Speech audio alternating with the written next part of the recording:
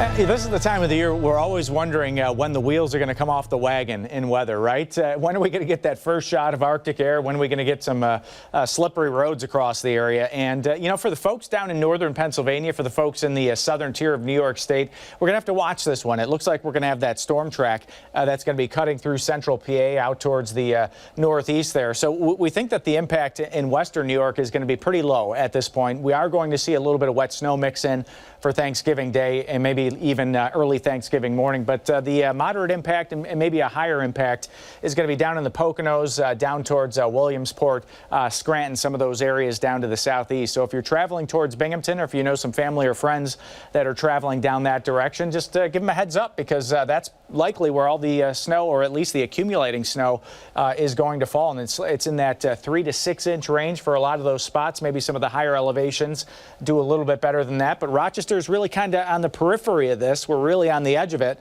So we're really just going to see that rain change over to a little bit of wet snow. But keep in mind, it's been so mild that the ground is not frozen. So anything that does fall and hit the ground likely will also melt away. So it's really going to be elevated surfaces, picnic tables, grassy surfaces that see some accumulation through that period. But interesting nonetheless, because it is our first chance of the season, right? Close to Rochester, but 47, way too warm to talk about any of that nonsense. 40 in Warsaw, 43 in Batavia. We've got lots of clouds out there, and you can see that low cloud base. That's how you can tell the time of the year. Those clouds darken right in with that wind gusting to almost 40 miles per hour. So that's the part of the forecast you're really going to notice, especially on north-south roads when you're driving 390, that west wind kind of buffeting you a little bit. But satellite radar, a lot of the rain and mix is well out through New England now. That's trailing behind a cold front that's inviting that gusty west wind into town. And I think it's a quiet period for about 36 hours. We're in pretty good shape. We're going to watch this next storm system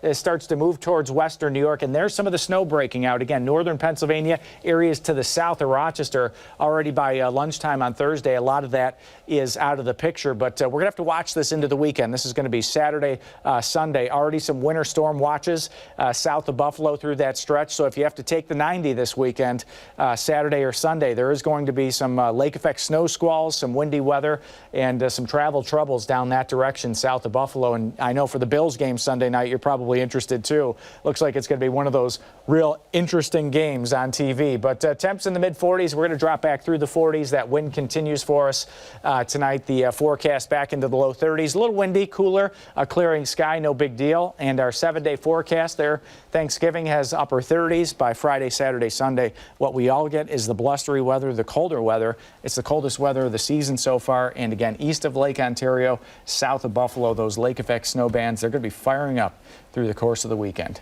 Great. I know, it's back to it. It's just back to it. Oh, those 30s and 20s too. Yeah, overnight lows back in the 20s. We're there. We're there. Yeah. Yep. Thank you, Mark.